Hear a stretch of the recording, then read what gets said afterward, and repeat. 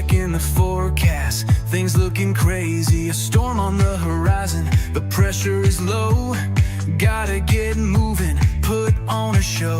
The news is all buzzing, state of alert, but we've got a plan, we're ready to work. Emergency Management Associates, we're here for the crisis, we're here for the fates. From the first sign of trouble to the all clear sign, we're on the front lines, we're one of a kind. Emergency Management Associates, we're the calm in the chaos, we're opening gates, connecting the dots and making the calls. We're picking you up when you're starting to fall.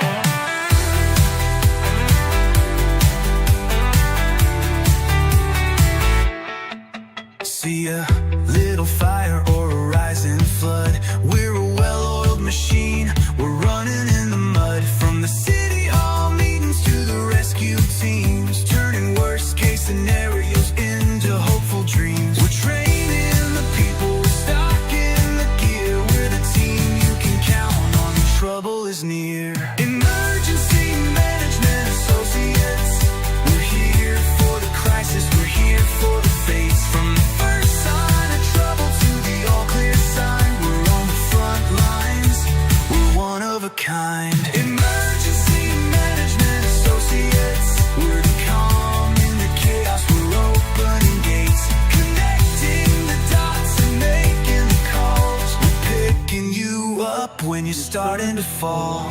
It's more than a job, it's a calling you see, prepared for the present and what's yet to be. Every second counts, we're ready to react for our communities, we're making an impact.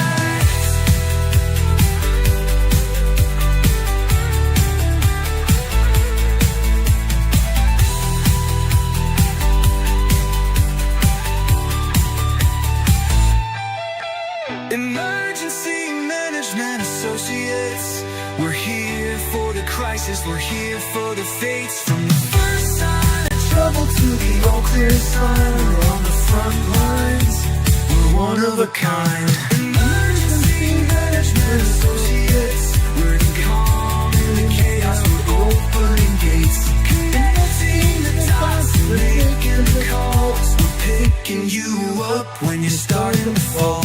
Yeah, we're picking you up, we're ready to go. Yeah, man, let's get this show on the road.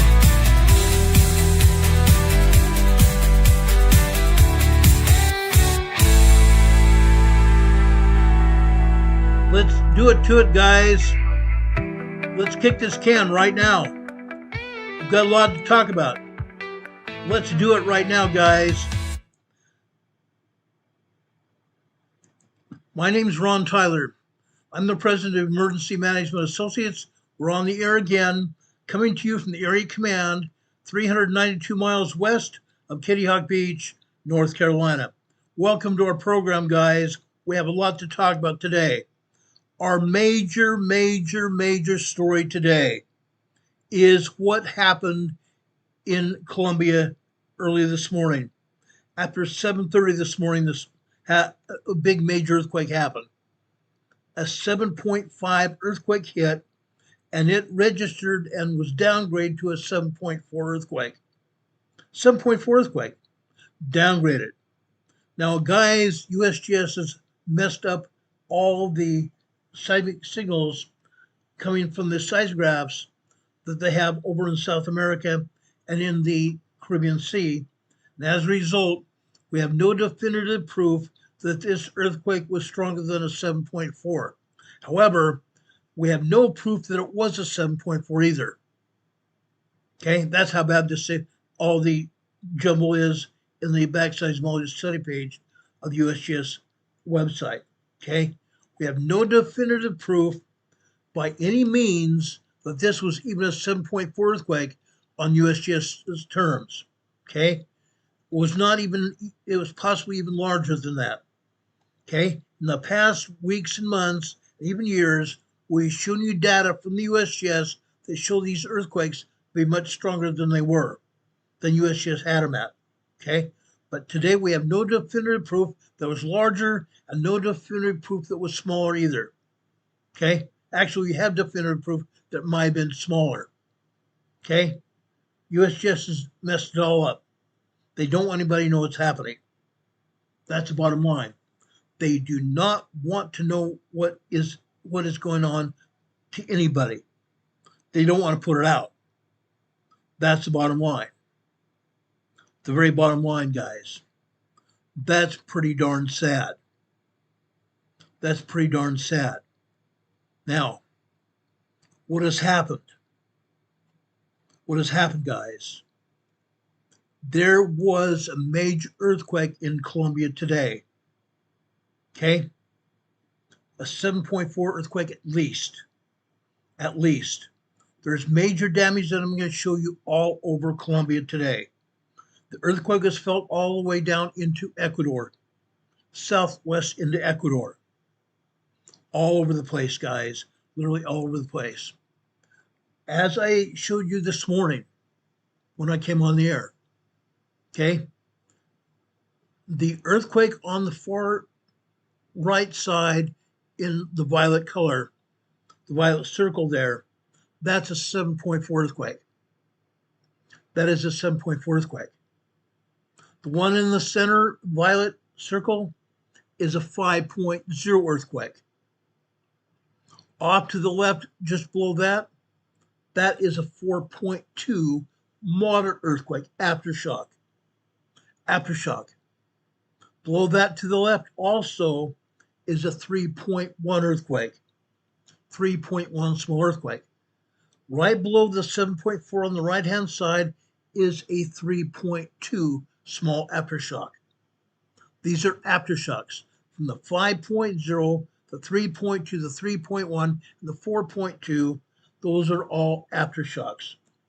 They are all aftershocks. Now, guys, it goes even further than that. We've had dozens of aftershocks, literally dozens of aftershocks. I'm going to bring up my device and show you something, guys. Okay? Now, while we don't have dozens and dozens of aftershocks shown, what we do know is those earthquakes have happened. They have happened. We've had reports of many, many earthquakes coming out of Colombia being aftershocks, but they're not being shown as aftershocks at all. Okay, that's pretty sad to say. They're not being shown on the maps. Again, the agency doesn't want us to see what's happening. Ever. Not ever. Okay? And in fact, let me show you something here.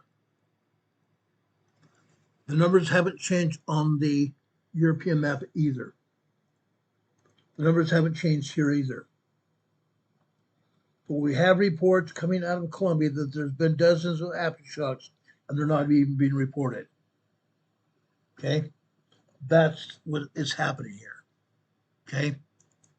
Again, a 7.5 magnitude earthquake was recorded in Colombia just after 7:30 this morning. Okay? About 32 times as powerful as a magnitude 6.4. It is the strongest earthquake in this country in the last decade. At least 111 people have been killed and dozens more injured after today's powerful earthquake in Western Colombia. This earthquake in Western Colombia pancaked buildings to the ground across several cities. Pancaked these buildings into the ground across several cities, guys. Incredible, powerful earthquake. Incredible, powerful earthquake today.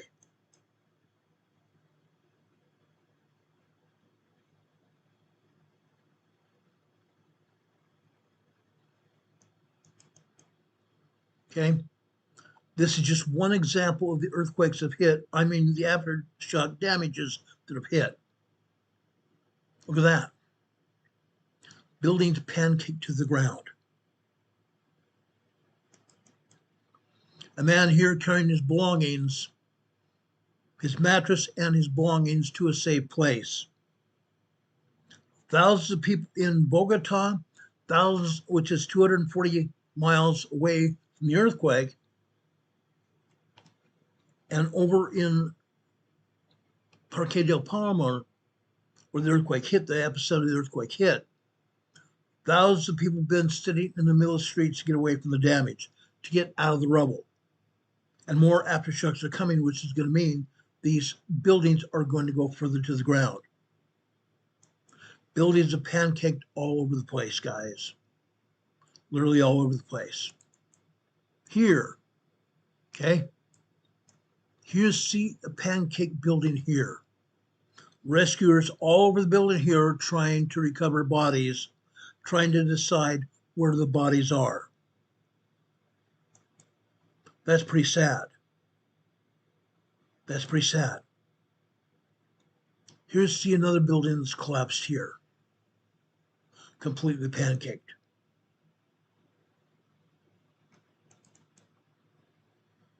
Here's well.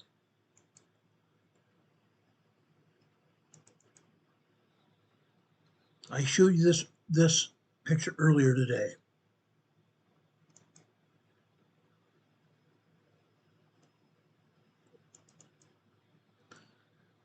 This particular picture is very poignant to me because I've been there. I've been there, done that. I've been in the middle of rubble before, trying to get in there to find bodies. I'm an subject matter expert when it comes to going inside rubble and building structures inside the rubble to hold up the rubble to get to someone that's involved inside that building. Okay, I built those structures to get inside the rubble to go after victims of the earthquakes. I'm a subject matter expert when it comes to that. I've been there, done that. Here, one of the rescues here in Columbia is doing just that today. Here's another picture of the damage from the earthquake. The side walls of this building collapsed in on themselves. Health workers. Here you see health workers outside one of the hospitals there, putting up a shelter of sorts, makeshift shelter to triage patients here after the earthquake. That's what they're doing here. Okay. Over here, I showed this picture earlier when a tower on a cathedral collapsed. One of the towers on the cathedral totally collapsed.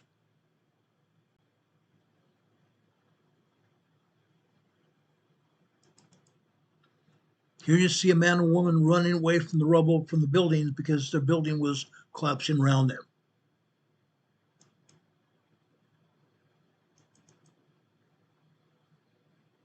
Okay, I'm going to leave this picture up for the time being, and I'm also going to show you videos now of what's happened and what's going to be done about it. Okay, I'm going to show you news reports of what's happening here. Okay, so please, guys, please get prepared for what you're going to see. This is not going to be very interesting at all. Actually, it'll be interesting, but also it's going to be very poignant. Okay, this is Fox News Live. Okay, this will last a few minutes here. My name is Josh Breslow, and I want to get you right back into some of this breaking news that we have been following involving a 7.4 magnitude earthquake that hit Colombia and impacted parts of Ecuador. We are looking there at this shot out of Colombia. It was freezing earlier as there were issues with connections there. However, it looks like we are now getting a clear image as hundreds of people have evacuated different buildings and homes in that area. I'm going to pop it up full to give you a better look. As you can see, just how many people, dozens upon dozens, are on the streets. Now, this was a powerful 7.4 magnitude earthquake that hit western Colombia, shaking the South American nation as well as neighboring Ecuador and prompting those people to evacuate as quick as possible. Now, the epicenter was about 250 miles west of Colombia's capital of Bogota. That's according to the U.S. Geological Survey, the USGS, as well as Colombia's counterpart. Now, the USGS said that it struck at a depth of 66 miles, which is the equivalent there of about 107 kilometers. The Choco governor said on social media that in the regional capital, quote, there are injuries and serious damage to buildings, but no additional information has been released about the casualties there, the injuries that have been reported. And of course, this is all unfolding at this hour. So as far as damage, it has not been assessed just yet, but a lot of people are going near their homes and buildings, trying to see what damage does exist. Now, this earthquake follows two back-to-back major earthquakes, 7.2 and 7.5 in Venezuela. And that was several months ago, back in late June. Those earthquakes destroyed hundreds upon hundreds of buildings, and sadly, more than 5,000 people died as a result.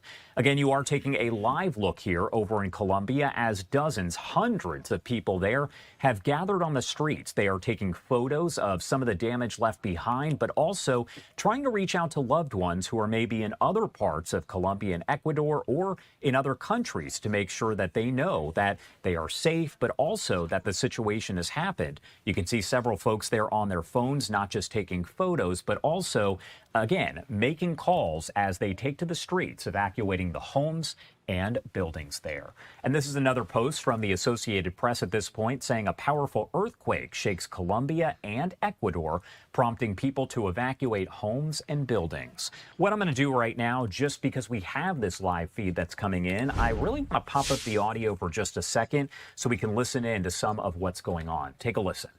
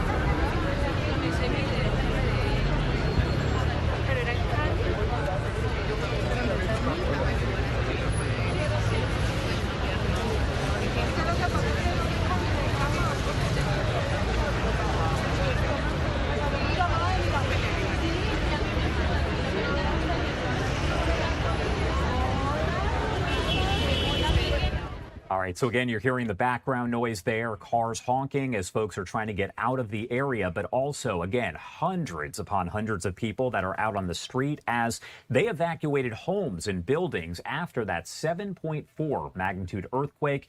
It did hit about 250 miles west of Colombia's capital there. That's according to the USGS. And what you're looking at right now is a live look that appears to be coming in out of Bogota. That is, of course, the capital there, as folks are kind of assessing the damage for themselves, but also staying far away, trying to get in touch with their different family members and friends, making sure that they are okay. Again, we heard from officials that there are some injuries that have been reported, but no further details have been released. It is still early on as all of this is just happening here live. And we again have these live images that are coming into the newsroom. We'll keep you updated as we get additional information here on Live Now from.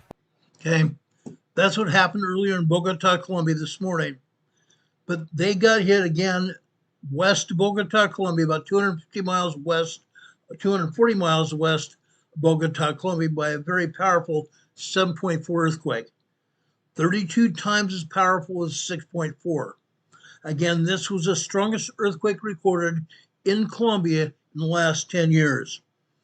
At least 1,100 people been, not 1,100, I'm sorry, 111 people been killed and dozens more injured. After that powerful earthquake early this morning, pancake buildings to the ground across several cities and injuring at least 87 others. At least 87 people have been reported injured, and 111 people have been reported unalive after this earthquake. And still more residents are trapped in the middle of the rubble. Emergency crews are racing to try and recover survivors trapped beneath the rubble. Just as we saw in Venezuela, we're going to see rescuers probably for the next 72 hours pulling people out from underneath the rubble here in Colombia. Again, this earthquake occurred 240 kilometers, about 149 miles west of Bogota, Colombia. Bogota, Colombia is the capital of Colombia, and on my earlier broadcast this morning, I incorrectly said that Cali was the capital of Colombia, but it's not. Bogota is the capital. Cali is the capital of the drug ring. Cali is the capital of the drug cartel. Today's quake struck just 2 days after consecutive leaning Abelardo de la Espriella was sworn in as the new president of Colombia on Friday.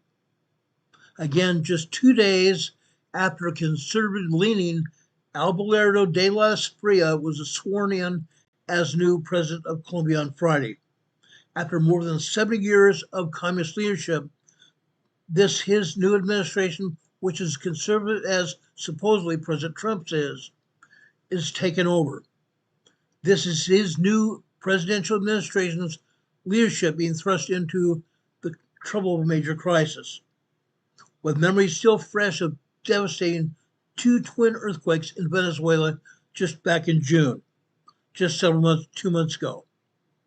President Espriella said, quote, "The new government has all of its capabilities to protect lives, to assist affected communities, and deliver wherever is expected and is needed, goods and services to the people." He also declared a national state of emergency in Colombia.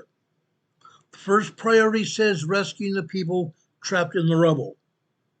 The government, like I said, has declared a state of emergency, and soldiers are being deployed to the affected areas of Colombia. Further, international leaders in the U.S., South America, Europe, and the Middle East have also pledged support to ongoing rescue operations in Colombia. Current reporting puts the main shock again, a magnitude 7.4 earthquake at a shallow depth of 68 miles, 96 kilometers deep. Shallow depth earthquake, guys. This is going to be a very, very big issue.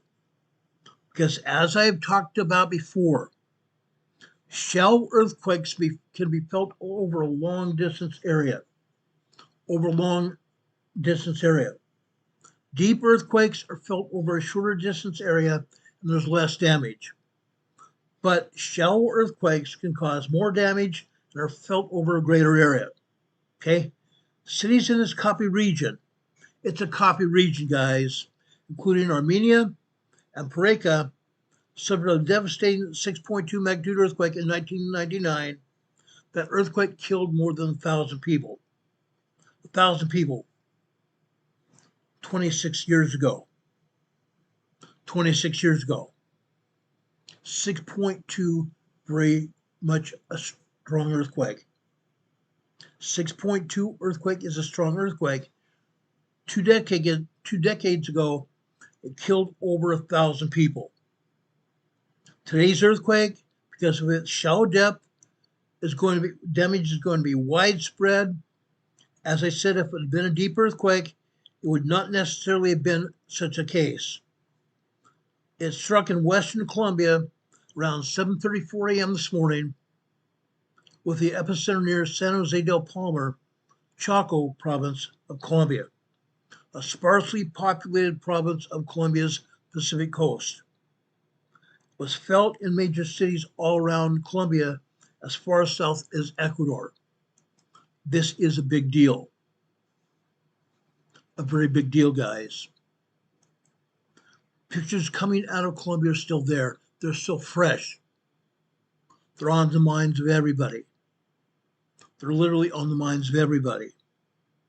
Other towns, villages, and cities will have sustained damage, but rescue crews and reporting agencies have not been able to get those cities and towns as of yet because they're far spaced between major cities. Okay?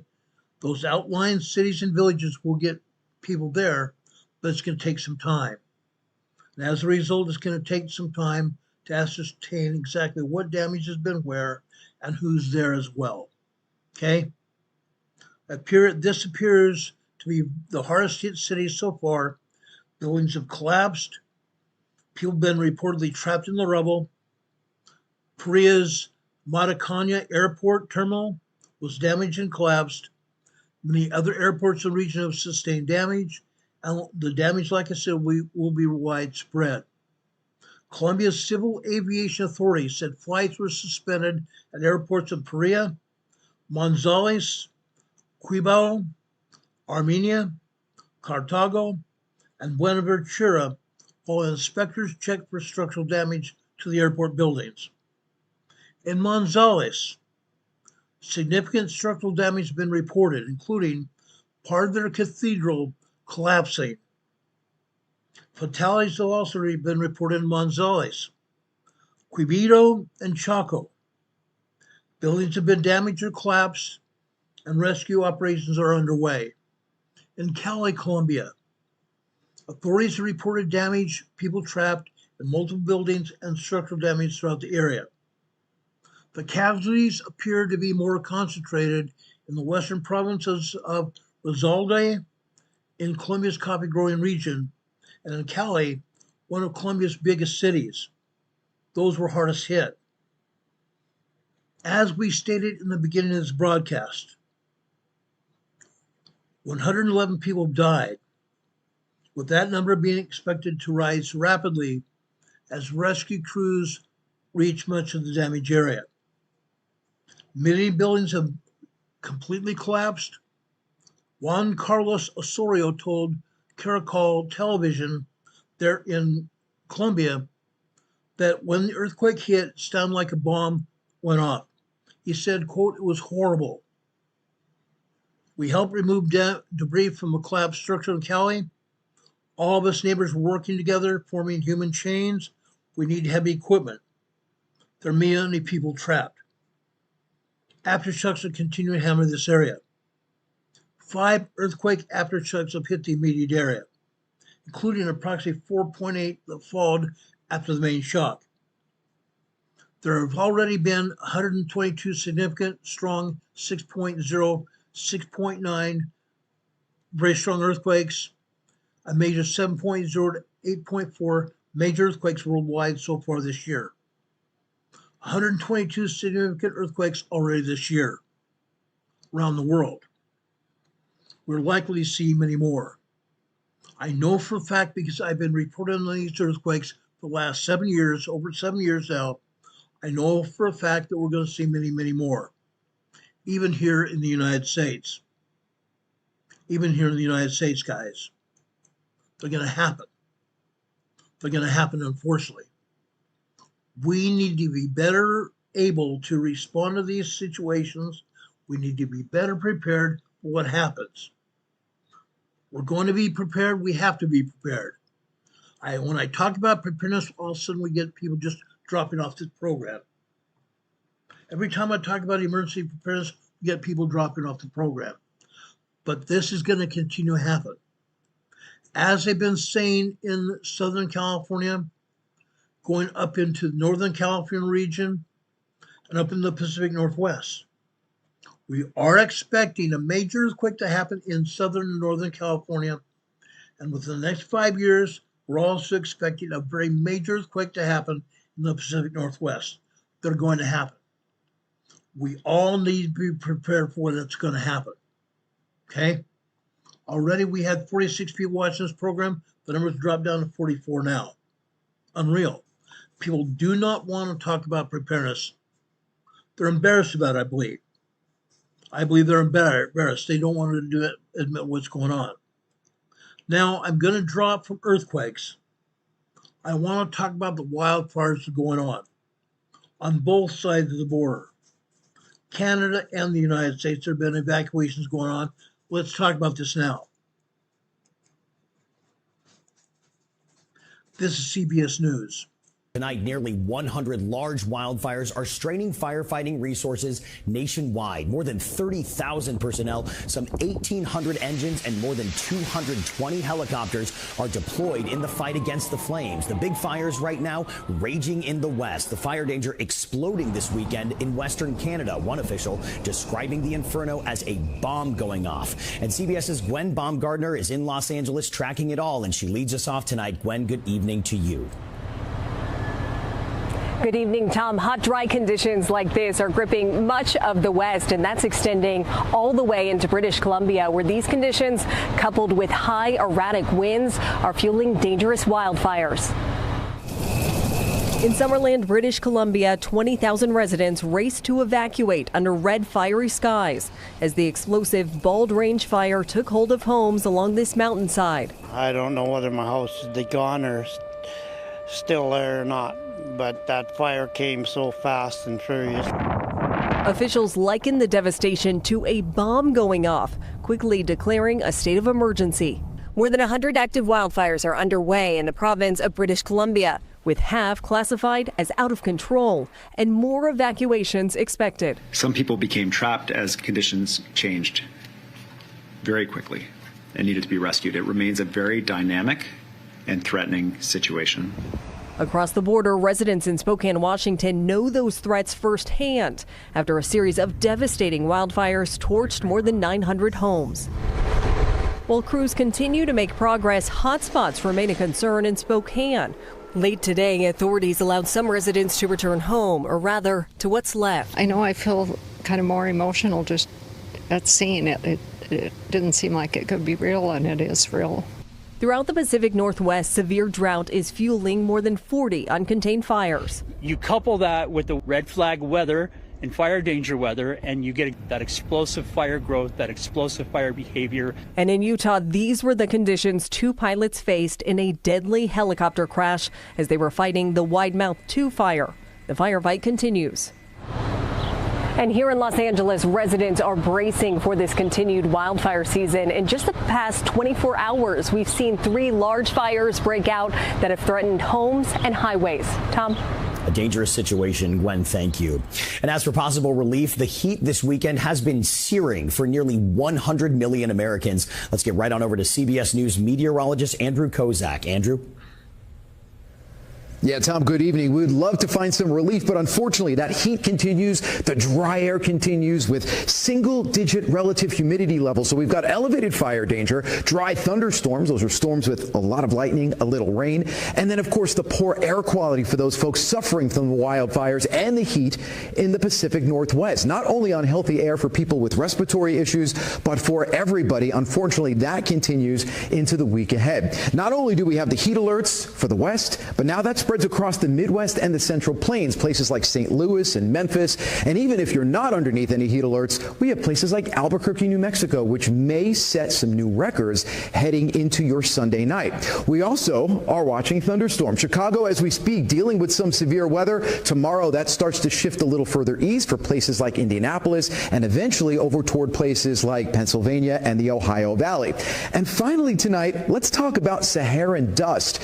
You may remember back in June of 2020, we called it the Godzilla plume. Well, this continues. Sahara dust moving in from Africa. Those are collapsing thunderstorms, and that will move across the Caribbean and reduce visibility in places like Florida for the week ahead. Tom?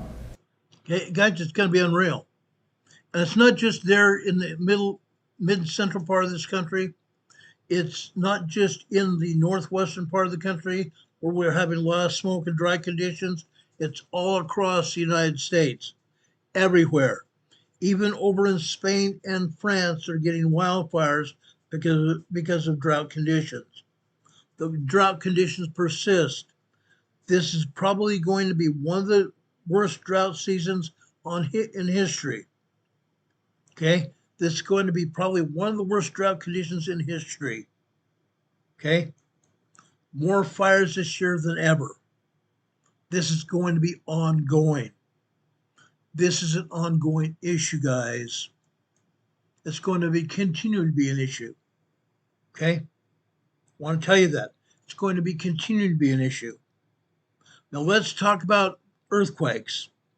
Literally all over the world. literally all over the world. I'm going to drop down our EMA banner here. I'm going to take down our webcam for a minute. I want to show you earthquakes around the world. Right now, we're going to start here in Colombia. USGS is still only showing us 2 earthquakes here. They're only going to show us 2 earthquakes, guys. Unreal. Why are they just showing 2 earthquakes? That's what we want to know. There are at least 5, if not more than 20 earthquakes so far in Colombia itself. That's a lot of earthquakes. And USGS shows us 2 earthquakes. 2 earthquakes. Over here in northern Colombia, we have 24 earthquakes here in northern Colombia. Right up here, over here near Caracas, all the way further to the southeast over here as well. Over here all the way to Barbados. Earthquakes all over here. All the earthquakes here in Venezuela are 2.0 to 2.7 minor earthquakes. No earthquakes being felt in Venezuela today. They're still digging through rubble to get at the victims of the earthquake in Venezuela, the earthquakes in Venezuela. Okay, a 7.2 and 7.5 earthquake. I really believe it was an 8.4 earthquake. I showed you that data the other day. Big time earthquakes, guys. Big time earthquakes. Over 5,000 people have been killed in the earthquake here in Venezuela, and nearly 17,000 people were injured from this earthquake here. Unreal. Over 5,000 people unalived and 17,000 people injured from those earthquakes here. Incredible. But again, look over here along the west coast regions of South America. There are 14 earthquakes here in central Chile. 14 earthquakes here in central Chile. We go north here into northern Chile right here. There are 18 more earthquakes here. Earthquakes here in Chile, from central Chile to northern Chile here, are 3.2 up to 4.7 earthquakes. 37 earthquakes here in Chile alone today. 37 earthquakes. There are 2 earthquakes of 4.5 here in southern Peru, and another earthquake here in northeastern Peru right here. It's also 4.5 earthquake here. USGS doesn't want to show it, do they? They don't want to be responsible and show anything. There are 58 earthquakes in South America today. 58 earthquakes, and even more here in Central America. Even more earthquakes here in Central America. Out here off the coast of Central America, out here in the Eastern Pacific Ocean, we have a 5.5 earthquake here. A 5.5 earthquake here in the Eastern Central Pacific Ocean. Okay, guess what? Guess what? It's right off the Eastern Pacific Fault Zone here. Right off the Eastern Pacific Fault Zone here.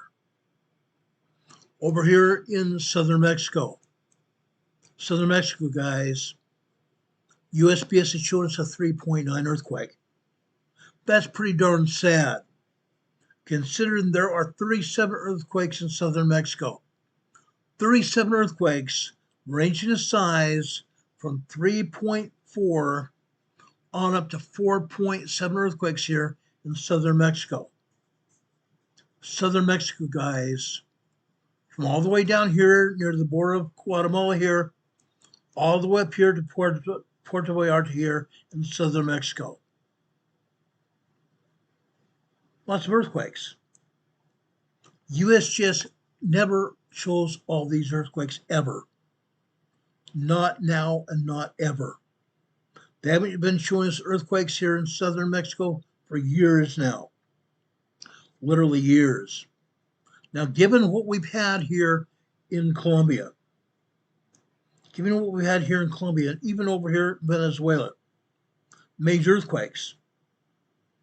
We had a major earthquake here in southern Mexico just about a month ago. Major earthquake here in southern Mexico a month ago. Guys, this seismic energy is going to flow north. It's going to flow north through Mexico, guys. We may very well see another major earthquake here in southern Mexico in the coming days. We may very well see more major earthquakes here, southern Mexico, and even into the southern United States within the next few days to a month. I don't think it's going to go much further than that. Why am I talking about this? Again, I want you all to be prepared for what's going to happen. Prepare your families and yourselves for what's going to happen. We want to save lives here. That's why we talk about this. We want to save lives. These major and large earthquakes are going to continue. They're going to continue, guys. I promise you that. I promise you that. Let's go down here into the South Pacific today. Right here. This was a 5.0 earthquake here in the Tonga region. A 5.0 earthquake here in the Tonga region today.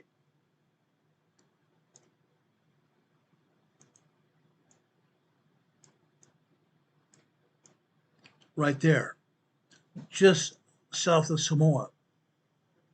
Guys, USGS reported this earthquake early this morning as in the Samoan aperture within the Samoa region.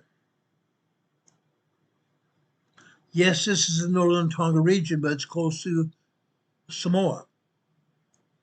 Large 5.0 earthquake here. This was 84 kilometers east-northeast of Hiihifotonga. East-northeast of Hiihifotonga. Out here in the Pacific Ocean, nobody felt this earthquake at all. The Pacific Ocean waters absorbed the shockwaves from this quake. Nobody felt it. Nobody felt it at all. Let's go south here. This time we're going to drop into New Zealand here. Right here. Okay? Right here. Okay, this is northeastern Australia here. Out here in the Bay of Plenty. In the Bay of Plenty here. But guys, this is significant. This is significant. I talk about this because it is significant. Okay? I've talked about this lately. The eastern side of New Zealand. Eastern side of New Zealand here on the North Island is expecting an 8.0 megathrust earthquake here. They say within the next 25 years. It may very well come sooner than that. May very well come sooner than that. This earthquake here, although it's at the tip of northern New Zealand here, in the Bay of Plenty here, offshore here, 46 kilometers west-northwest of Hicks Bay, New Zealand. Hicks Bay, New Zealand here, guys. The situation's this. This was a 4.8 moderate earthquake. I do not believe anybody on land felt this earthquake. The ocean waters here in the Bay of Plenty absorbed the shockwaves from this quake. Nobody here felt this quake at all. However, there's already been earthquake rumblings here. We've already seen seismic energy here in northeastern New Zealand. That's going to continue. This is going to continue, guys. It's not going to stop. Why is it not going to stop? Again, it comes down to this. We're going to see a major earthquake hit here off the eastern shores of the North Island here within the next 25 years. As I said before, I believe it could happen very much sooner than that. A lot sooner than that. Okay? We can't trust these seismologists at all. They don't want to be honest with us at all. Not at all. Now, with that said, let me show you something else. Okay? Brought up the webcam again. Look at all these earthquakes here in New Zealand today. 20 earthquakes here in the Bay of Plenty. 20 earthquakes here in the Bay of Plenty, guys. Look at all these earthquakes.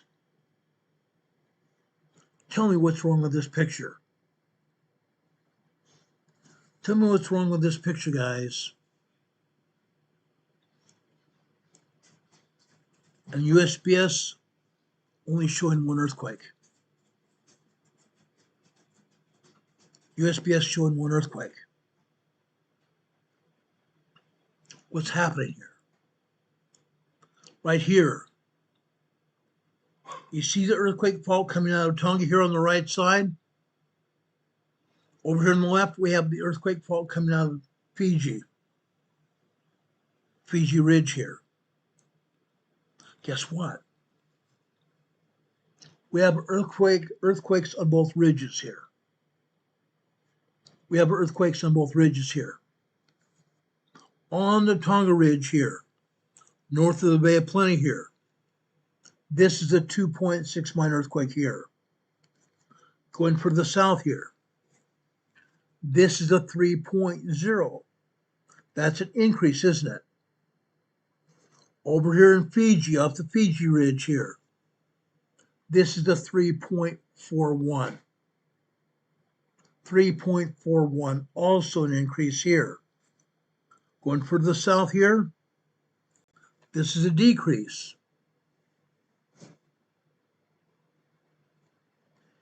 It's a decrease here, 2.25. Going further south here into the Bay of Plenty here. Panui, New Zealand, gosh, I wish it would do that. Here's a 3.22 small earthquake, an increase. Literally right next to it is a 2.55, a decrease.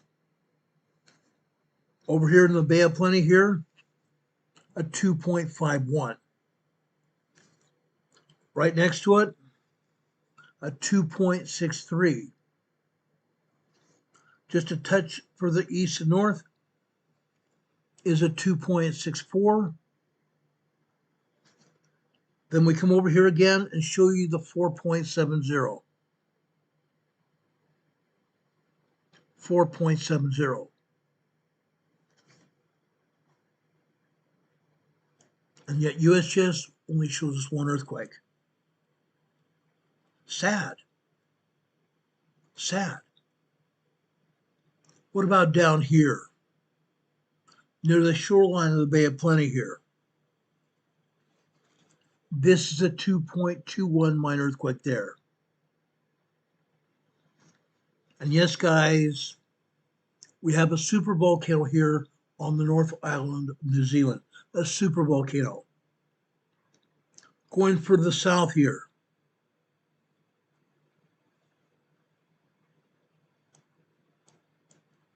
Going further south right here. Here we have a 2.85 minor earthquake. 2.85 minor earthquake. This is a 2.51. Going down to the southeast, a 2.47.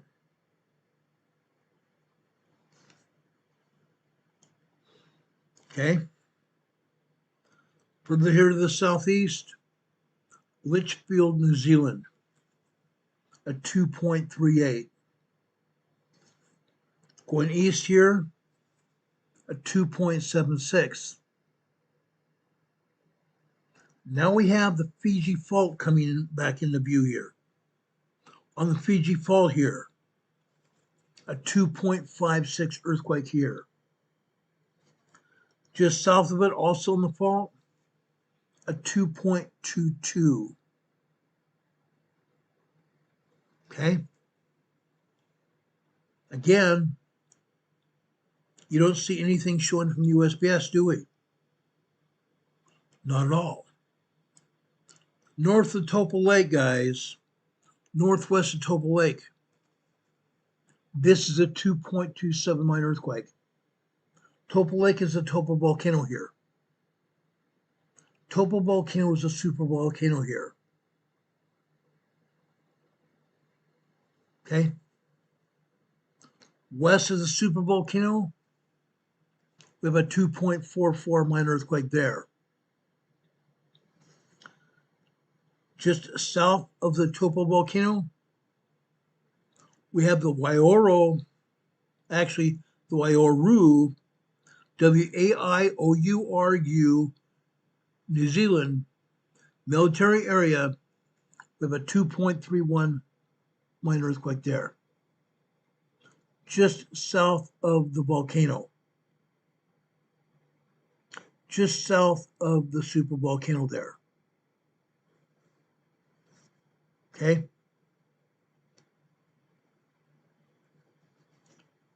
Then we have another volcano right there.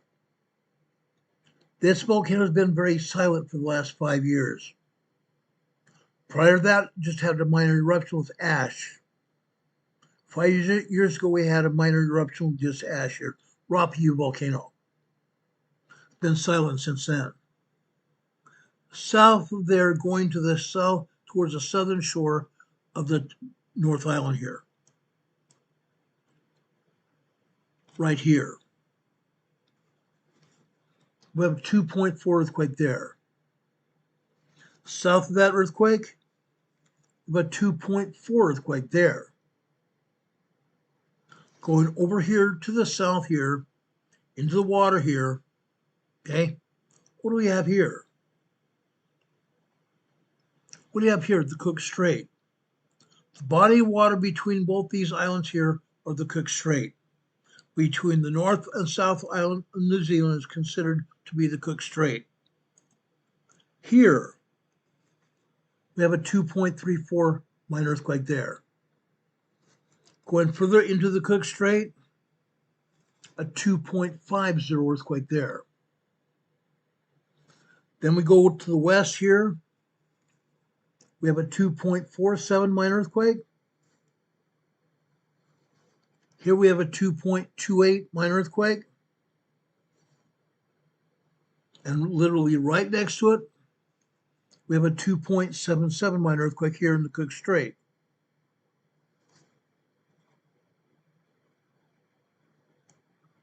USGS shows nothing. Not a living thing. Not a darn thing at all. Sad but true. Sad but true. But you see these mountains here, guys, on the eastern side of the island here? This is the Fiji Fault again. This is the Fiji Fault. Come over here through the Bay of Plenty, through the mountainous regions, going over here to the southeast here. Right there. The Fiji Fault. Okay? On the outside area, the eastern side of New Zealand here, of the North Island of New Zealand. Okay? I want to go over to Hawke's Bay now. I want to show you an earthquake on the north side of Hawke's Bay right here. North end of the Hawke's Bay. This is a 2.48 earthquake here. 2.48 minor earthquake here, north end of Hawke's Bay. The east side of the North Island.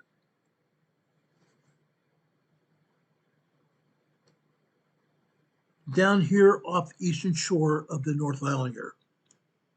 On the eastern shore of the North Island right here.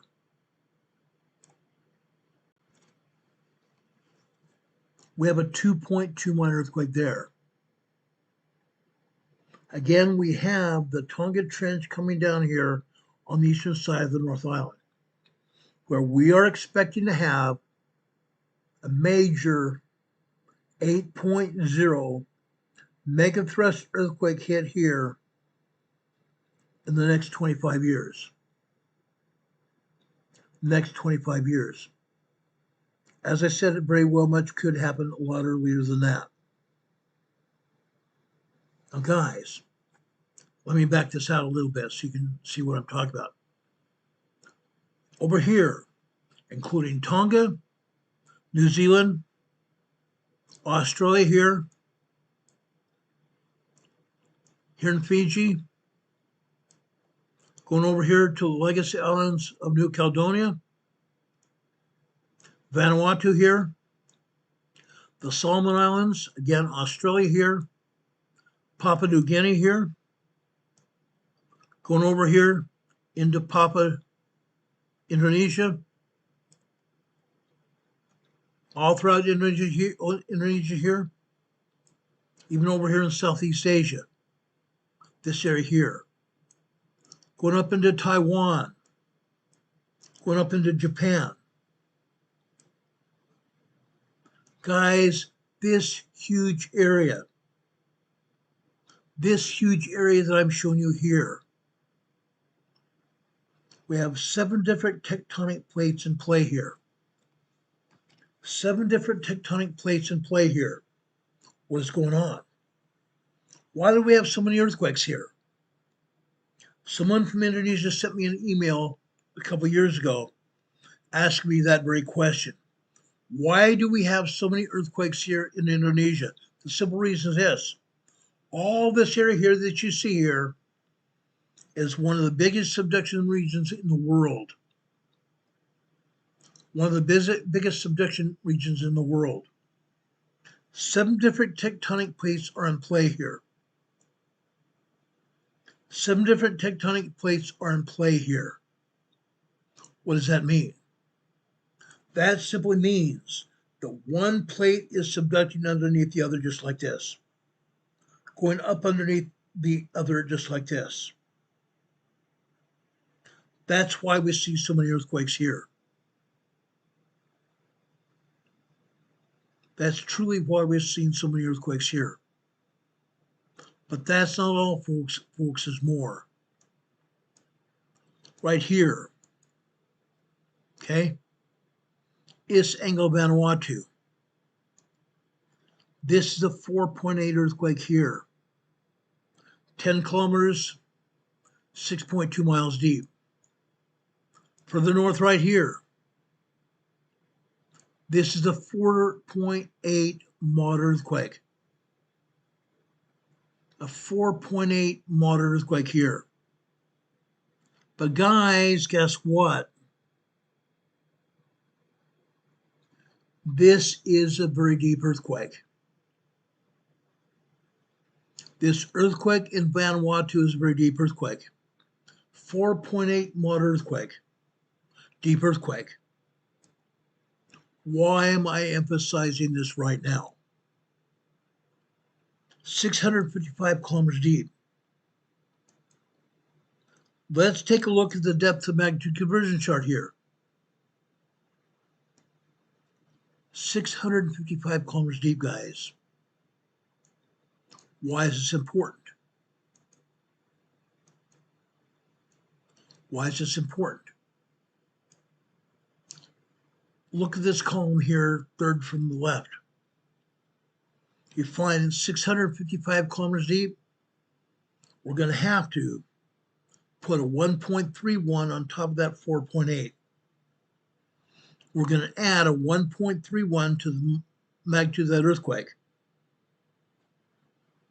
Okay? Earthquakes matter. Earthquakes matter. Deep earthquakes propagate large earthquakes. Deep earthquakes propagate large earthquakes, guys. This matters. This matters.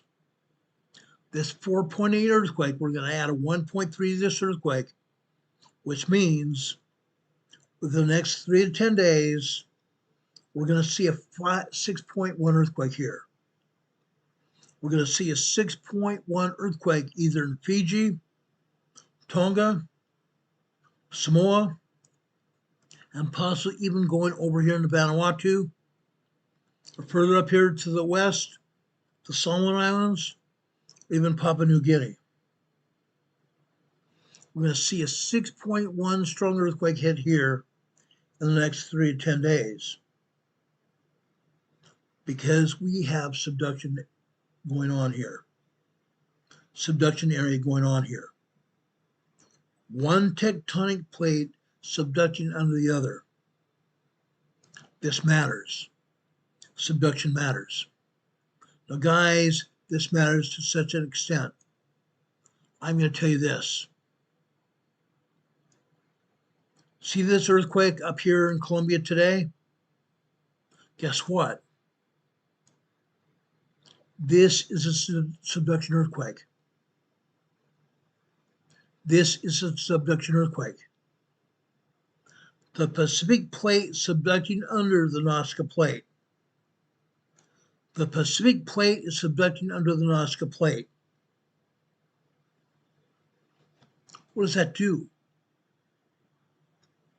The Pacific plate is subducting under the Nazca plate at a rate of 4.4 millimeters per year. 4.4 millimeters per year. That's an average of just over an inch a year. Just over an inch a year, guys. That's huge. That's huge. Now, guys, when have we had a major earthquake in this area? In recent years, we haven't. Over 20 years ago, we had a 6.9. 20 years ago. This earthquake here is 34 times the size of that. A subduction quake. We may very well see more subduction earthquakes here and also here in Central America and also up here in southern Mexico. Subduction quakes matter. Subduction earthquakes matter. Again, this seismic energy is moving north as well. Moving north, guys. As I said before, we may very well see a much larger earthquake here in Central America or southern Mexico within the next week. Within the next week. I will be very surprised if it doesn't happen. Okay? Be aware of it. Be aware of it. Okay? Going back over here. Okay? 57 earthquakes here in Indonesia. 57. USGS showed us one. One earthquake here. Actually, two. This earthquake here is northern Indonesia. Actually, USGS is showing this as a 5.0 south of Sarangani, Philippines here. South of Sarangani, Philippines, but this may very well have been in northern Indonesia as well. Large 5.0 earthquake here. Coming out of Indonesia here. This earthquake fault ties into the Philippine earthquake fault. Philippine earthquake plate here, tectonic plate here. Okay? Down here to the south. Southwest of Sumatra, Indonesia here. We have another 5.1 earthquake here. On the edge of the plate. Nobody on land felt this earthquake in Sumatra, Indonesia. Nobody at all. The ocean waters of the Indian Ocean absorbed the shockwaves from this quake. However, look where this tectonic plate is going here. This is the edge of the plate here. Going up here to Myanmar. Myanmar and India. Going further up here into the Himalayan mountains. Into the Himalayan mountains here. Probably within the next week we're going to see another large earthquake here. Then here in the Himalaya Mountains, guys, we're going to see seismic energy crawling through the Himalaya Mountains here over into Pakistan, Afghanistan, Kazakhstan,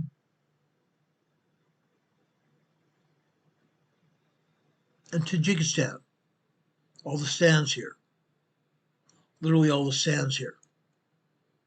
That's how seismic energy moves. That can move its way over here in northern Iran. See this mountainous region in northern Iran? Guess what can happen here? Seismic energy moves up and through the mountainous regions of Iran, all the way up here into the Caspian Sea here. Caspian Sea. We also have a different tectonic plate here in southern Iran. We have a semi-mountainous region here in southern Iran, desert area. Here you see this plate here, running through central Iran, going into Iraq, and into Turkey here. We have an earthquake here, right here.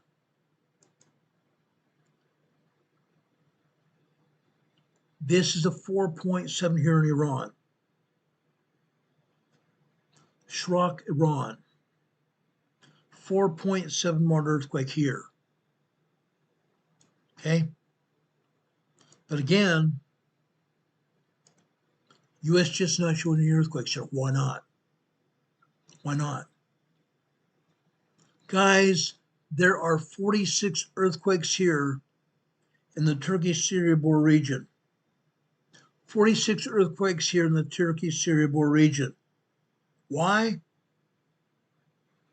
As I said before, over 3 years ago, February 3rd, 2023, we had a 9.0, 10.0 earthquake hit in this region right here. February 3rd, 2023. We are still seeing aftershocks here over 3 years later. February, March, April, May, June, July, and August. 7 months now. 3 years and 7 months, we're still seeing aftershocks here. 46 earthquakes here, guys. 46 aftershocks today.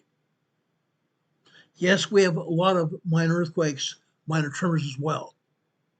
Tremors ranging in size from 1.0 to 1.9. Minor earthquakes ranging in size from 2.0 to 2.9. We have one 4.5 earthquake here right now. Aftershock here in the Turkey-Syria border region. USGS not showing anything going on here. Absolutely nothing. 18 earthquakes here in Greece. 18 earthquakes. USGS showed us a 4.3. 4.3. 18 earthquakes here. They show us one 4.3 earthquake. Sad. Sad. I want to go over here to Italy. Southern Italy, we have about 18 earthquakes here in southern Italy, especially right down here. Right down here, guys. Vesuvius volcano is still moving. Vesuvius volcano is still moving, guys, in a big way. In a big way. We're still getting a lot of tremors here. We've had one 4.0 earthquake here the other day. Italian authorities are moving people out of the way of this volcano. They believe this volcano could still erupt. But over here, we still have issues here. Okay? Why? Because there's magma down here as well. The magma from Vesuvius also goes over here. All these craters here are related to Vesuvius. Why do you think we have craters here? Before and after Vesuvius erupted, more lava poured out of these fissures here, these craters. Okay? Campi Flegrei is here. Campi Flegrei here. There's about 1 million people in this region. There's about 1 million people in this region. Over 40,000 people live here in Campi Flegrei. Neither USPS or the EMSC network are showing earthquakes here in Campi Flegrei.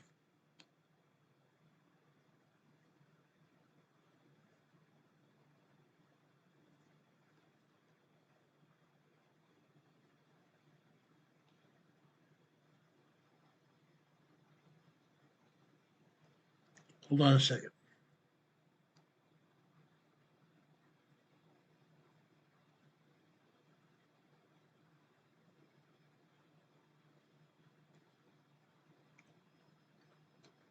There's a reason I want to show you this.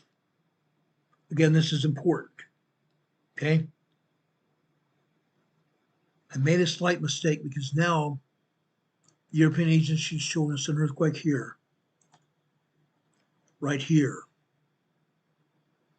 Right here, guys. Campi Flegrei. There it shows a 1.0 tremor here. There are more than that. All kinds of tremors are hitting here on Campi Flegrei.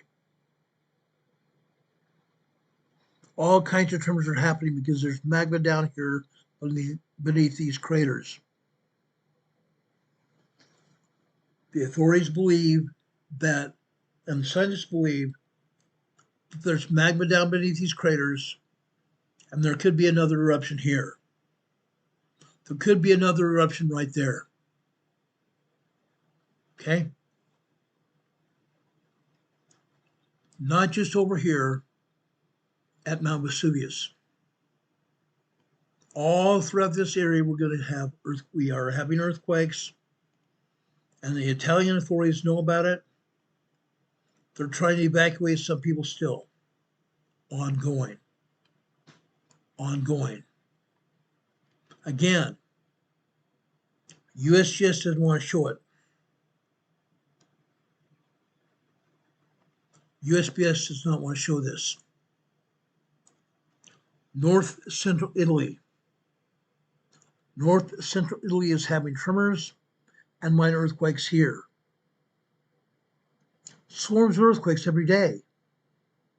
23 earthquakes here in North Central Italy every day. Sometimes even more than this. Swarms of earthquakes indicate a much larger earthquake is inbound.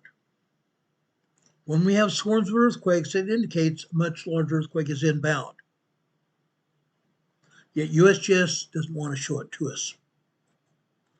They don't want to show it to us. 23 earthquakes right here. Uncut and pick and reel. Uncut and pick and reel.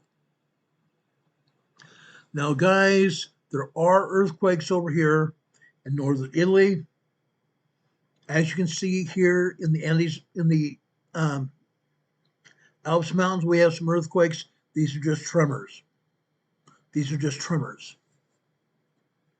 But north of the Alps Mountains here, in France and Germany, we have earthquakes here.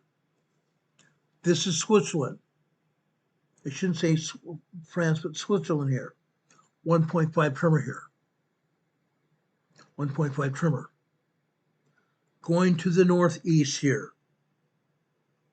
Actually, the northwest in this case. The France-German border is 0.7 microquake. The France-German border here. Going north here. Germany. Germany at 0.5 microquake here.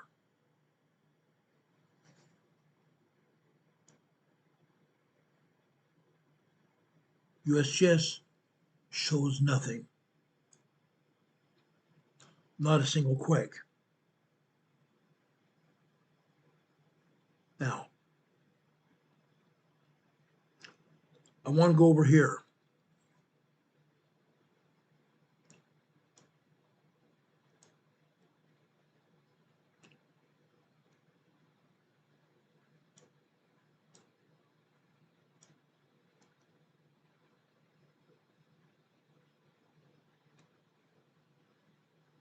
Sorry, guys.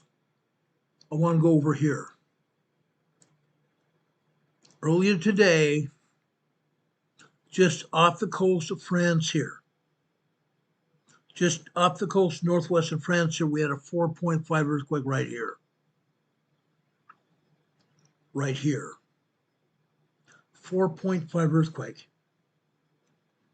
The USGS and the European agency have taken it down. They're not showing it.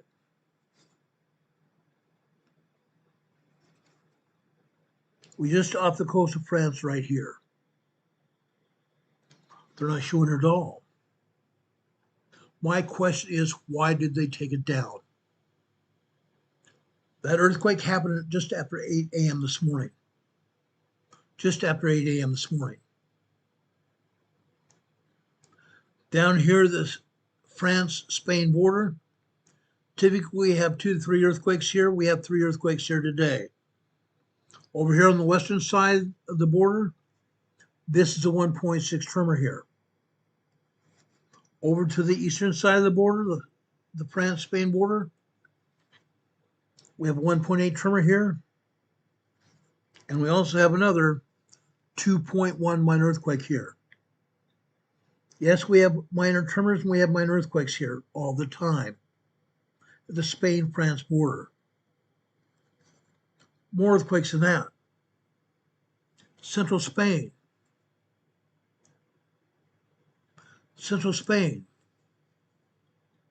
1.8 tremor here. Southern Spain. Southern Spain. A 2.4 minor earthquake here. Again, tremors and minor earthquakes aren't felt. They're too small.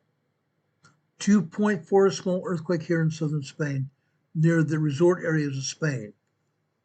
Okay? Further over here to the west,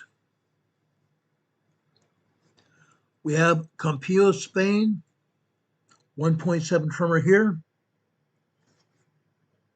And further over towards the Strait of Gibraltar, we have Cesarea, Spain here, 1.7 tremor here. Not felt. Not felt. Over on the western side of the Strait of Gibraltar, we have a 2.4 earthquake right there. Over the coast of Portugal, here, we have a 2.5 earthquake here. Southern Portugal here, Asneira, Aveyah, Portugal, a 3.5 small earthquake there. And further over here in the central Portugal, near Lisbon, we have a 3.1 earthquake there. USGS not showing anything. Nothing at all. Nothing at all. It's incredible, guys. It's incredible. Now, I want to go down here into the Canary Islands here.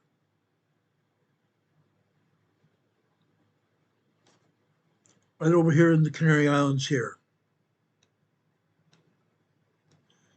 Okay? There is an island south of La Palma. You see La Palma right here? This island south of La Palma here? Guess what? Over here on the southwestern side of the island, we have a 2.4 minor earthquake. 2.4 minor earthquake there. Then we come over to Tenerife.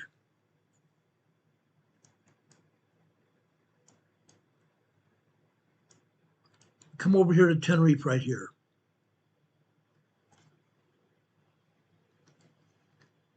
Here near El Tabadlo, Spain, Canary Island, 1.60 tremor, 1.6 tremor here. This is a 1.8. Last week, the authorities at Canary Island, Tenerife, said they were concerned that this volcano right here was going to erupt. Last week, they were concerned that this volcano right here was going to erupt. It has still not erupted. This area is still getting earthquakes here. They're still receiving tremors and minor earthquakes here, but USGS or the U.S. agency, and the U.S. agency, the EMSC agency, is also not showing any earthquakes here. But this volcano is still moving. Why? Because all of the volcanoes worldwide are moving. All the volcanoes worldwide are recharging. They're recharging, guys.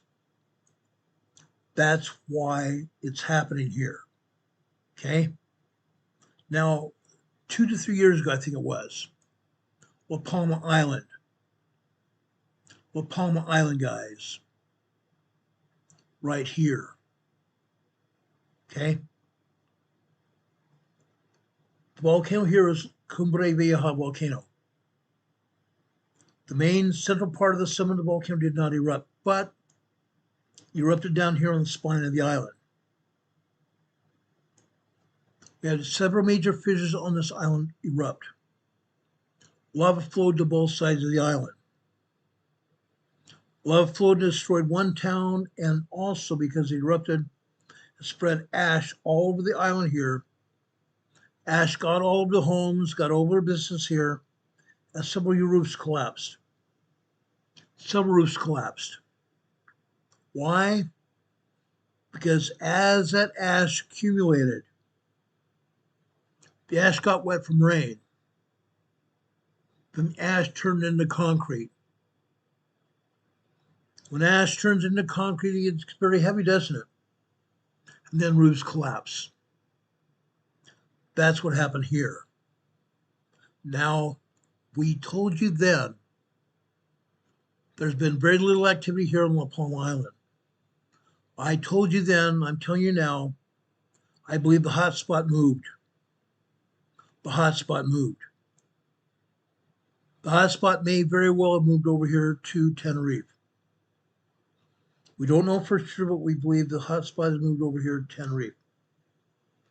We're going to continue monitoring the Tenerife Island here and see if 10-day volcano does erupt at some point in time. We don't know well, but they're saying it could. We're going to continue monitoring this volcano as well. Okay? Again, all the volcanoes worldwide we should be concerned with. All of them we should be concerned with. Over here, in the central mid-Atlantic, we have another earthquake here. Okay? As we've said before, earthquakes here come from down here in the South Sandwich Islands. We've had minor earthquakes here. We've had moderate earthquakes here, 4.0, 4.9. We've had large earthquakes here as well. The energy from the South Sandwich Islands has migrated up the Antarctic Ridge to the South Pacific, to down here on the Mid-Atlantic Ridge. Mid-Atlantic Ridge. Seismic energy here is moved up here into the central North Mid-Atlantic. The central North Mid-Atlantic right here. Today we have a 5.0 large earthquake here. A 5.0 large earthquake here. As I've talked about before, the Central Atlantic Fault, the Mid-Atlantic Fault is moving, is expanding. It's going like this. The Mid-Atlantic Fault is moving. As we see more and more earthquakes here in the Central Mid-Atlantic, we're going to see it spreading here. We're going to see it spreading. It's already pushing Europe and Africa in an easterly direction. That's pushing South America. It's pushing Mexico and North American continent and Greenland in a southwesterly direction. We keep reporting earthquakes on the Mid-Atlantic Fault because the fault is expanding. It's expanding. As this expansion continues, we're going to see more and more earthquakes here. More and more earthquakes. And I'm going to warn you. I'm going to put the warning out right now. Why should you be concerned about this? Simple reason is this. When the Atlantic Ocean, the plate expands like this, what's going to fill in with it? What's going to fill in there? Magma is going to rise up between it. Magma is going to rise up between the fault, between the plate here. That's going to create volcanoes here. That's going to create volcanoes here. Okay? We may very well see islands here in the Mid-Atlantic as well, coming to the Mid-Atlantic near you. Now, I've not been reporting on it as of late, but I'm going to tell you this. We've had a lot of earthquakes on the eastern seaboard of the U.S. Georgia, South Carolina, North Carolina, Virginia, Washington, Pennsylvania, New York, Connecticut, Massachusetts,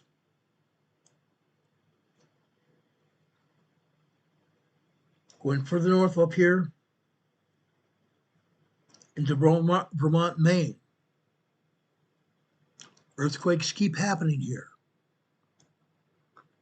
We've had earthquakes here in the Quebec region of eastern Canada. We've had earthquakes here in New Brunswick, Canada as well. I don't think we've had any earthquakes here in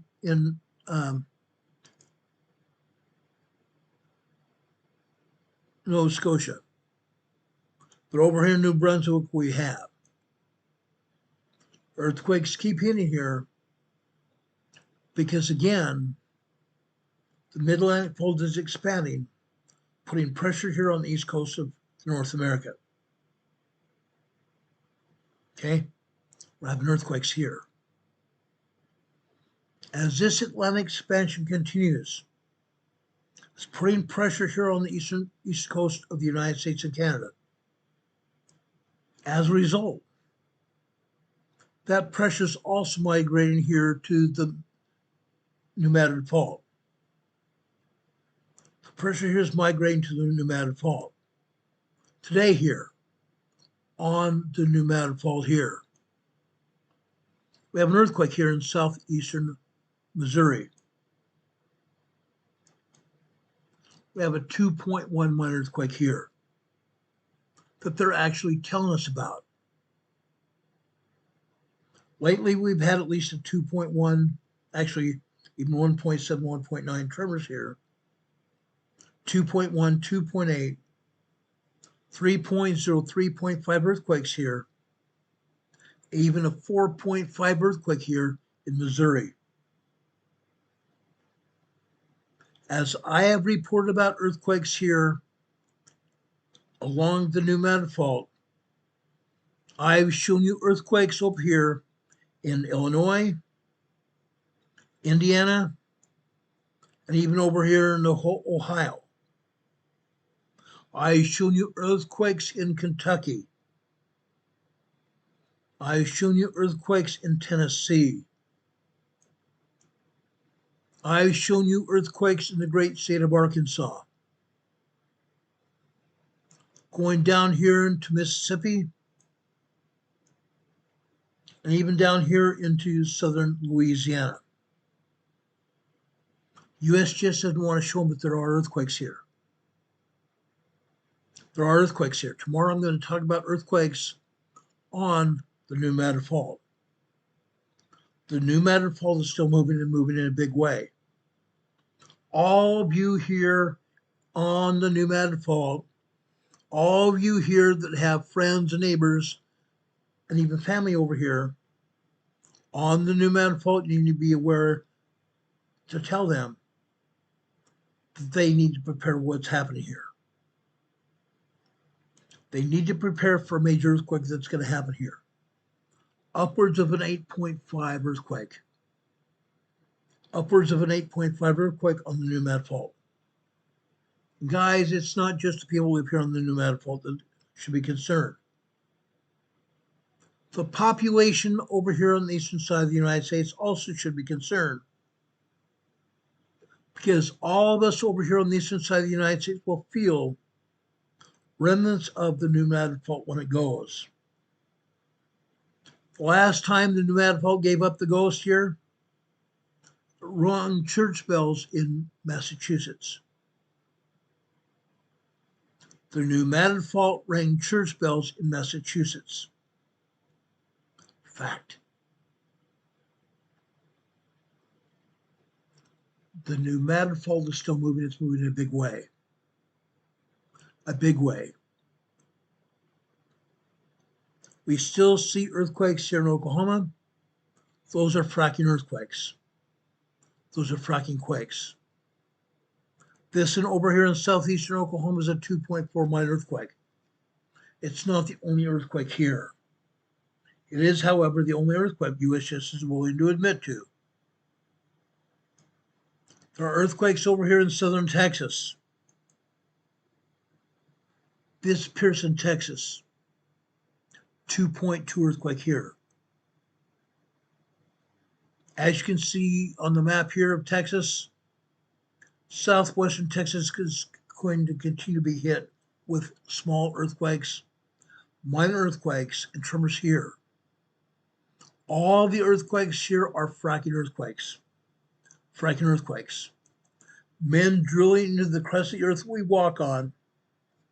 Seismic energy comes along, hits those man-made earthquake faults, man-made and natural earthquake faults, hits those and fractures the rock inside the earthquake fault, causing earth to move, causing earthquakes, fracking earthquakes, guys. Anywhere where there's a man-made fault or a natural fault, seismic energy hits it, fractures the rock inside the fault, causing earth to move. That's what's going on here. This is exactly what's going on here. Happens every day. Every day. Now, briefly,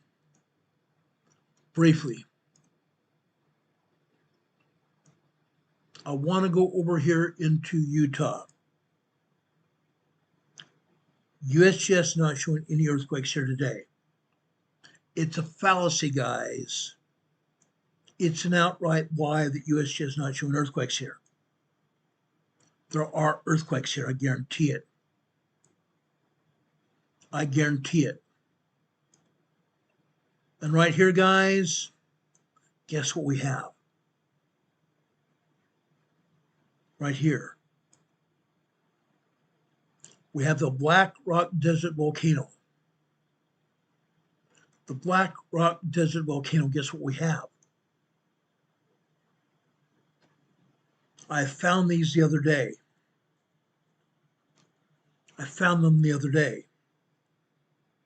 Now, USGS is not allowing me to show it to you here on the USGS map. Let me see if I can bring it up on my own map, on my device map here.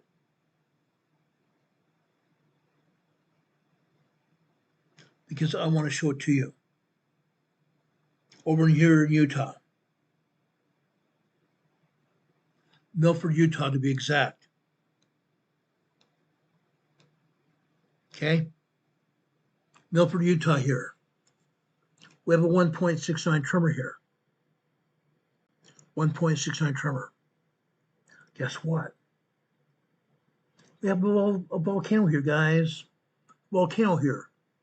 The Black Rock Desert Volcano. And because of it, guys, what else do we have? What do we have? What are these plots here, guys? What are these plots?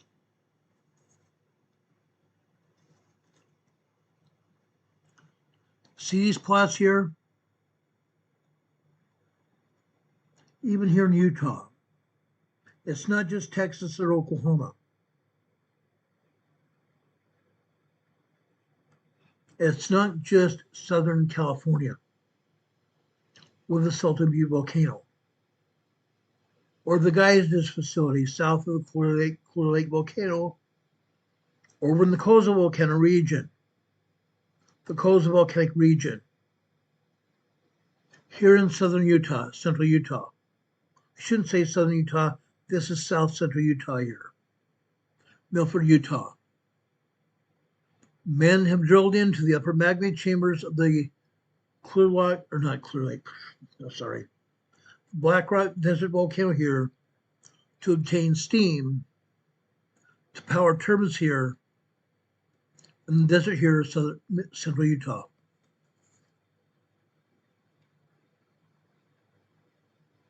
They're powering turbines here, guys. They're powering turbines here. Look at this. This is just one of 181 turbines in this region. This is just one set of turbines here. The other day I found 181 turbines here in the Black Rock Desert volcano region. Men here in Utah have also dug into the upper magma chambers of the Black Rock Desert volcano to obtain steam to power turbines to generate electricity here. That's what they're doing here, guys. That's what they're doing. Just northwest of there, they have another square facility there. I shouldn't say square, it's a kind of rectangle facility right there. Okay? Here we have 15 more turbines there. Okay? All over this facility, we have turbines throughout the desert here in Utah. Everywhere, guys. Everywhere.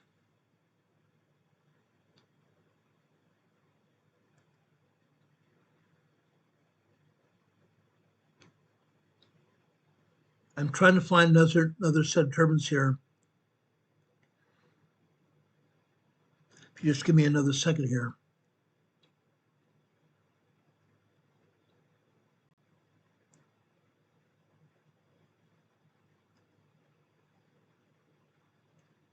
I found all kinds of turbines here the other day. I was surprised. I found a total of 181 turbines in this area here. Look at all this area, guys. Look at this entire area. Plots all over the desert here. Literally all over the desert here. Okay? Right here. This is 1.69 tremor here. Here we have a 1.83 tremor here.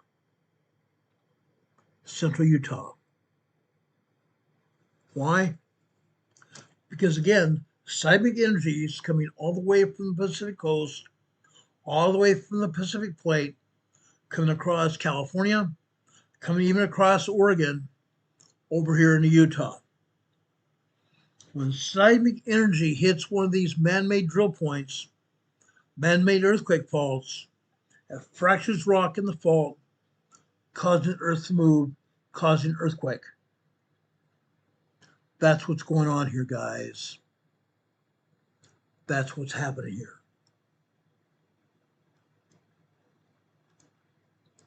The USGS don't want to show it to us, but they're here.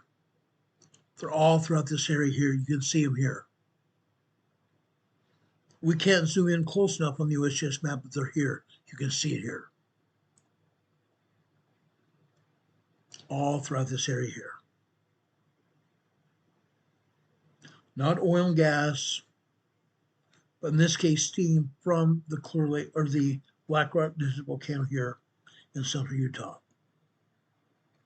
Now, years ago, I'm talking about 8 or 9 years ago, when I was last here, I was chomping away with my pickaxe, pulling trilobites, pulling these antiquated fossilized fossils out of the shale here at the Black Rock Desert volcano. Obtained these trilobite fossils here coming from the shale here of the volcano. I was out here. I did not see any of these wells here. I did not see any of these wells here. I was unaware of it until about 2 or 3 years ago. Then I first saw these wells this past weekend. I believe it was Friday night. They're here. They're here. They're literally all around the Clear Lake volcano, or not Clear Lake, the Black Rock Desert volcano here. That's what's going on here. That's what's happening here. Just in case surgery sees this program, he's probably now going to see why we have earthquakes here in central Utah. It's not just this huge earthquake fault here called the Wasatch Fault on the eastern side of the Great Salt Lake. The Wasatch Fault here, you can see it here. Now I'm trying to put together a program here about the Wasatch Fault as well. The Wasatch Fault runs from southeastern Idaho up here, all the way into northern Utah, all the way down here to central Utah as well. All the way down here to central Utah. The Wasatch Fault is capable of a 7.5 earthquake. When I first moved to the Utah Valley in Salt Lake City, quite a few years ago, 2010, the seismologist, the emergency manager were telling me, oh, Ron, you don't have to worry about anything. You might get a 6.5. I thought that was big. But guys, guess what?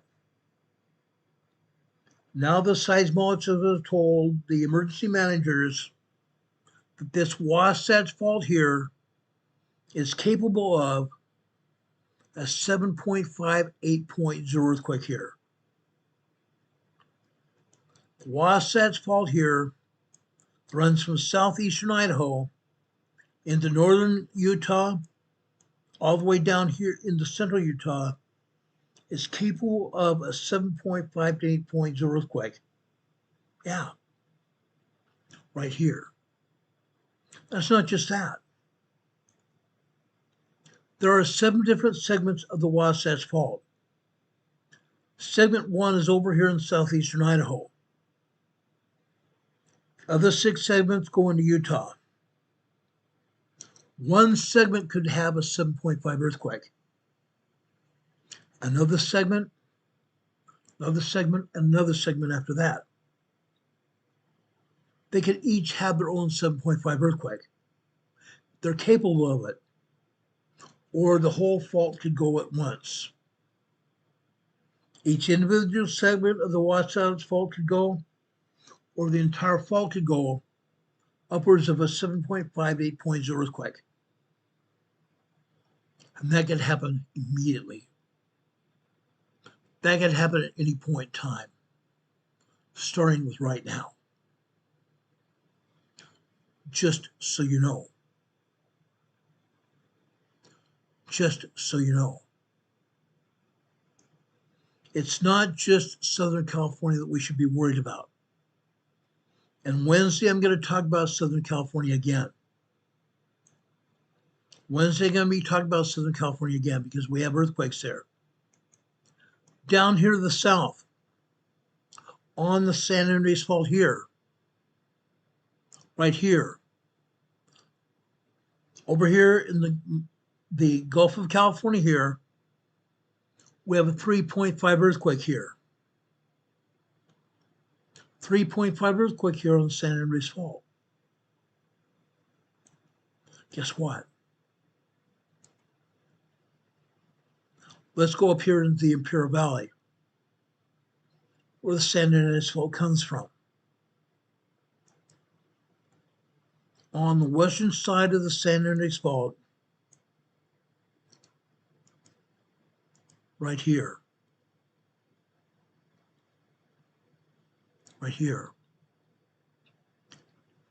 this is a 1.4 tremor here. Just out here in the desert, north of El Centro, northeast of the town of Imperial here. Northeast of the town of Imperial here. 1.4 tremor here. Guys, I can tell you this right now. I could show you seismograms right now if I had the time. I could show you earthquakes here in the town of Imperial here. I could go over here into El Centro and show you 3.0, about 10 or 15 earthquakes, 3.0 larger here in the town of El Centro, as well as tremors and minor earthquakes as well. El Centro is moving. The Imperial Valley is moving. The entire Imperial Valley is moving. The entire Imperial Valley is moving. Let's go over here into the southern side of the Salton Sea here. The southern side of the Salton Sea here. Right here. This is just northwest of Calipatria. Northwest of Calipatria. We have a 0.4 microquake here. Guess what? This is just not northwest of Calipatria. This is at the Salton Butte volcano here. This earthquake is at the Salton Butte volcano here, underneath the Salton Sea, underneath the water of the Salton Sea. You see two other earthquakes here, don't you? This earthquake here is 1.4 tremor here. USGS says this is 17 kilometers, 9 miles, north-northwest of Westmoreland, California. This also is at the Salton Butte volcano here. The Salton Butte volcano is underwater here on the southern end of the Salton Sea. The Salton Butte volcano is a capable volcano, capable of an eruption any time. It is an active volcano here. This earthquake here, and this is, guys, I just get pissed off when I look at this. USGS is saying this is 18 kilometers, 9 miles south of Bombay Beach. It is. It is. But again, USGS should be associated with this earthquake as next to the Salton Butte volcano, on the northwest side of the Salton Butte volcano. The USGS is saying this is 0.4 microquake, 18 kilometers, 9 miles southwest of Bombay Beach. Bombay Beach is right here. Bombay Beach itself is capable of 5.0 large earthquakes. Bombay Beach is capable of 5.0 large earthquakes here. Every day here at Bombay Beach, they have 3.0, 3.5, and 4.0 earthquakes here at Bombay Beach. They also have 4.5 earthquakes here at Bombay Beach. Bombay Beach has earthquakes here. I can show them to you today. I'm going to show them to you later this week. Okay? USGS has no right equating this earthquake here with Bombay Beach. but it should be equated with the Salton Butte volcano. It should be equated with the Salton Butte volcano. But nowhere in the literature is USGS showing this as near the Salton Butte volcano. Instead, they're calling this the Sonny Bono Salton Sea National Wildlife Refuge. Yes, it is. It absolutely is. But guys, the Salton Butte volcano is right here in this area. Again, USGS is misidentifying where these earthquakes are. They don't want anybody to know about these volcanoes at all. They lie about these earthquakes, they lie about everything. Heaven forbid we talk about anything here. That's why I want to show you this, guys. Everybody has a reason. Everybody deserves to know about what's going on here, because your lives depend on it. Your lives depend on it. All these earthquakes here, Anza-Borrego District State Park, Northeast San Diego County, earthquakes happen here as well. You've seen earthquakes all over this region, guys. All over this region. What you see here with these earthquakes around the Anza-Borrego District State Park is the San Jacinto Fault. The San Jacinto Fault. Up here in the north, the San Andres Fault. The San Andres Fault here. The San Andres Fault runs on the east side near Bombay Beach, goes under the Salton Sea, comes back out underneath the Salton Sea in the Imperial Valley here, goes directly straight through the Imperial Valley here into northern Mexico, crosses into Mexico here, goes down here into the Gulf of California, and further south over to southern Mexico. The San Andres Fault. The San Andres Fault. As I told you last week, the San Andres Fault and the San Jacinto Fault are about to pop. They're about to pop. Both of these faults, guys, are nearing their end. These faults are locked and loaded. These faults are locked and loaded. Yes, you've seen a lot of earthquakes here. They're only showing us tremors, minor earthquakes, though. They're only showing us tremors, minor earthquakes. These faults are locked and loaded to show us a 5.0 to 8.0 earthquake. 5.0 to an 8.0 earthquake. Locked and loaded, guys. Locked and loaded. This red earthquake that just happened here, just within the last 30 minutes, this is 1.3 tremor here in Beaumont, California, on the San Andres Fault. On the San Andres Fault here, guys. Look at it. Look at it, guys. Further south here, Garnett, California. 1.0 tremor here. On the San Jacinto Fault right here, Loma Linda, 1.0 tremor here. Loma Linda is 0.7 microquake.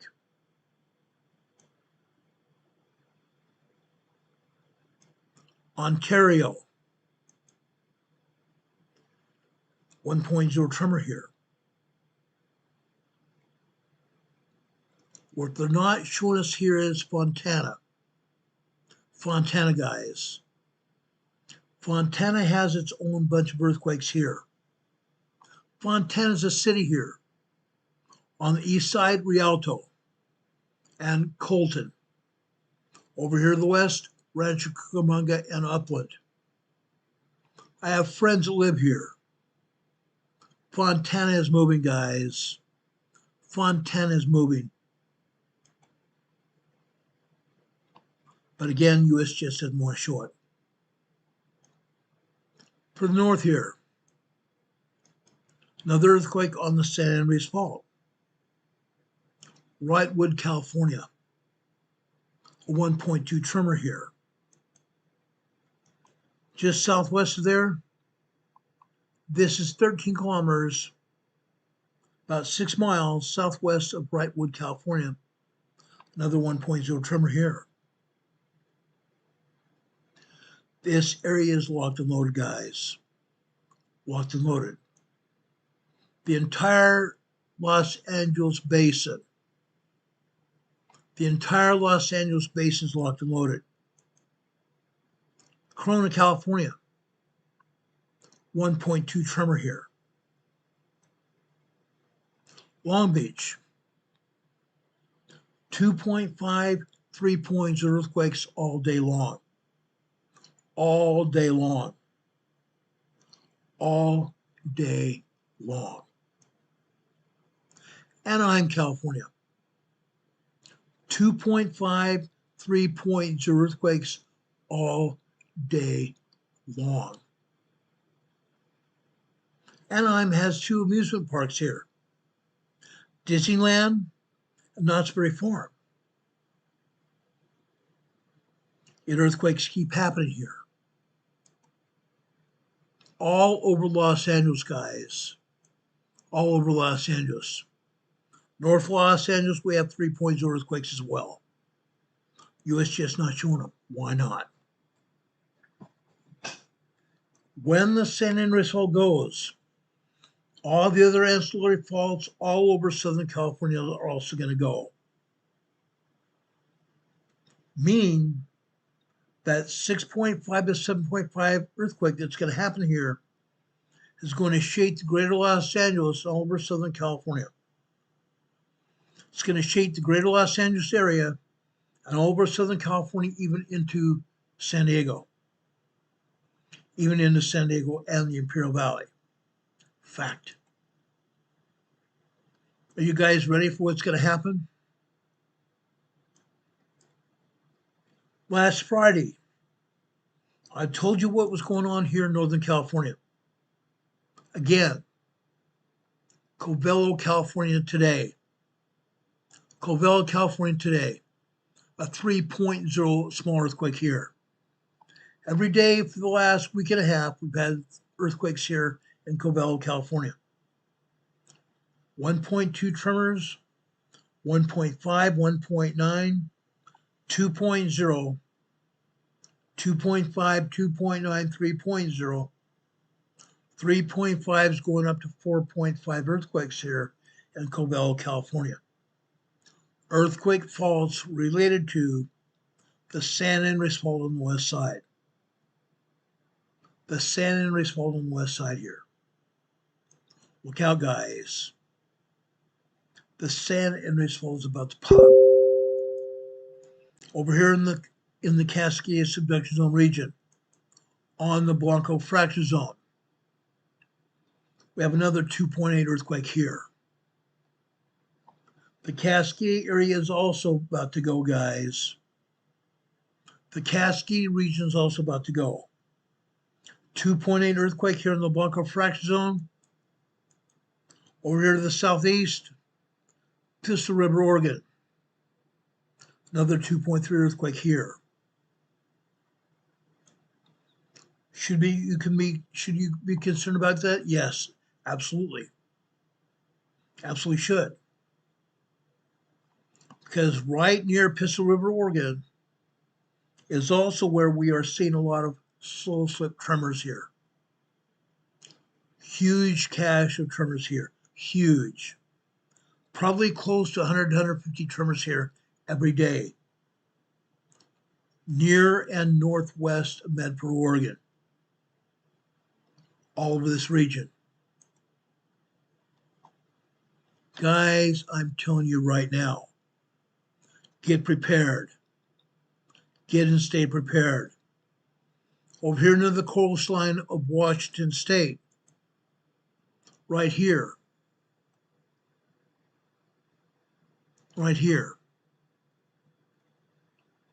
this is Tolola, Washington. Tolola, Washington. 0.6 magnitude microquake. the 0.6 microquake. But again, where are the other earthquakes here as well? They're not just microquakes here in Washington and Oregon. There are tremors, there are minor earthquakes, 2.0, 2.9. There are 3.0 and 3.5 earthquakes happening all the time throughout Washington and Oregon as well. Fact. For anybody to not say it's not happening doesn't know what they're talking about. Just because USGS doesn't show it doesn't mean that it's not happening. 65 earthquakes here in Alaska today. 65 earthquakes. Over here, Aleutian Islands. 3.6 earthquake here. Not to be too concerned about. Up here, up in the hand of Alaska. Up here in the hand of Alaska, right here. This is the 3.4 earthquake here. There are two of the largest earthquakes here in Alaska. Three small earthquakes. Small earthquakes. The rest of the Alaska earthquakes here are 2.0s, 2.5s, and tremors throughout Alaska here. Tremors throughout Alaska here. Get ready, guys, because we're going to see more volcanic activity here in Alaska as well. Be prepared, guys. It's going to happen. It's going to happen. Do I have any questions, guys? My buddy Rob 52 is here. Rob, I appreciate you being here, brother. God bless you. God bless you. Guys, I love each and every one of you. I love you. Guys, I'm telling you, God lives. God lives. He knows what's going on around us. He knows all about the earth. Jesus Christ and Heavenly Father made this earth together. They made this earth together. They know exactly what's going on. Jesus Christ is our Savior, the Son of God, our Redeemer that sent us to save us all. Because of Jesus Christ, we can be saved and feel joy and peace, knowing that we can be free from sin and someday live again together forever with God and your families, your loved ones. All of us, all of our entire EMA family, all of our present Earth families can be together forever. I'm looking forward to that day. May God bless you this day and always. May God bless you that you may have a spirit to be with you every day. Every day, guys. I love you. I love our Savior. I love our Heavenly Father. May God be with you this day and always. May God be with you until we meet again. We'll see you on the other side. Take care, everybody. God bless you. We'll see you on the other side. Good night.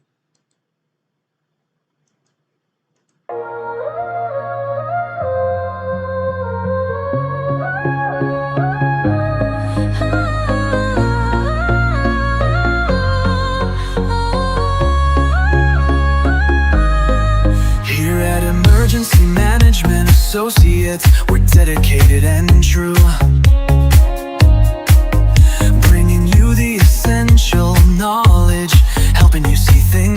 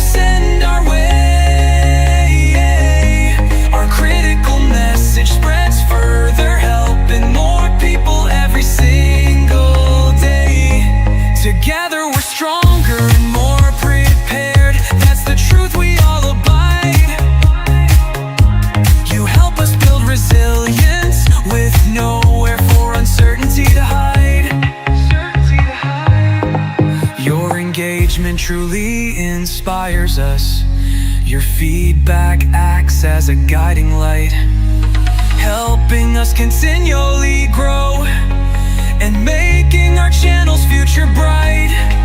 We're always learning, always striving to be better, bring you the most up-to-date information, no matter the weather. Emergency Management Associates is here for you now and forever, it's true. Keep watching, keep learning, because we truly appreciate all that you do. Thank you.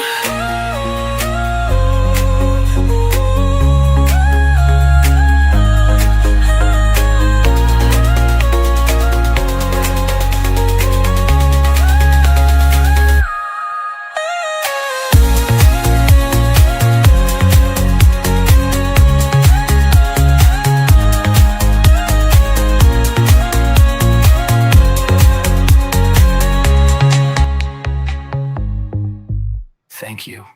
Thank you, everyone. We love you. Thank you for being here. God bless you.